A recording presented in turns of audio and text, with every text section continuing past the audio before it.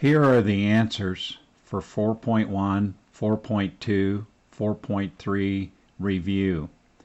On 4.1, number 25, the two lines are parallel. They have the same slope, so there won't be any point of intersection.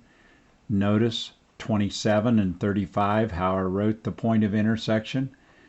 4.2, you're using substitution. And the answers for 23, 25, and 27 are listed using substitution. 4.1 was using graphing. Then 4.3 was using elimination. And if you have questions about these, how to get these answers, please call me on the video chat during my office hours or during class time. Okay? In which you have my number of how to do that with the Zoom meeting. Okay? Or email me if you're having trouble getting in otherwise.